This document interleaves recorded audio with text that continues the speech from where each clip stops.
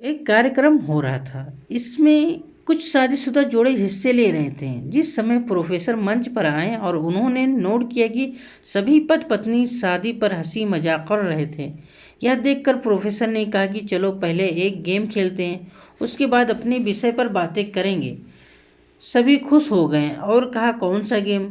Professor ने एक शादीशुदा लड़की को खड़ा किया और कहा कि तुम ब्लैक बोर्ड पर ऐसे 25 से 30 लोगों के नाम लिखो जो तुम्हें सबसे अधिक प्यारे हों।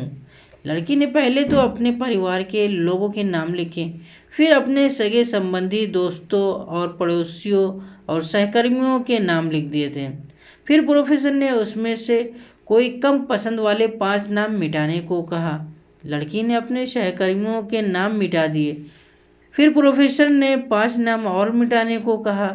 लड़की ने थोड़ा सोचकर अपने पड़ोसियों के नाम मिटा दिए। अब प्रोफेसर ने 10 नाम मिटाने को और कहा। लड़की ने अपने सगे संबंधियों और दोस्तों के नाम मिटा दिए। अब बोर्ड पर सिर्फ 4 नाम बचे थे, जो उसके मम्मी पापा, पति और बच्चे का नाम था।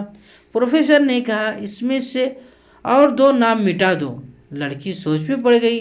बहुत सोचने के बाद बहुत दुखी होते हुए उसने अपने मम्मी पापा का नाम मिटा दिया। सभी लोग सोच में थे, क्योंकि वह जानते थे कि यह गेम सिर्फ लड़की ही नहीं खेल रही थी, उनके दिमाग में भी यही सब चल रहा था। अब सिर्फ 2 ही नाम बचे थे, पति और बेटे का। प्रोफेसर ने कहा, एक नाम और मिटा दो। लड़की काफ़ी सोच में पड़ गई। बहुत सोचने के बाद रोते हुए अपने बेटे का नाम मिटा दिया। प्रोफेसर ने उस लड़की से कहा, तुम अपनी जगह पर जाकर बैठ जाओ। हम सभी की तरफ गौर से देखा और पूछा, क्या कोई बता सकता है कि ऐसा क्यों हुआ कि सिर्फ पति का ही नाम ब्लैक बोर्ड पर रह गया? कोई जवाब ही नहीं दे पाया। सभी मुंह लटकाकर बैठे थे।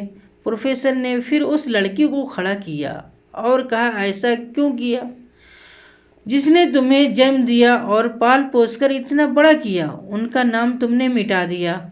और तो और तुमने अपनी कोख से जिस बच्चे को जन्म दिया, उसका भी नाम तुमने मिटा दिया।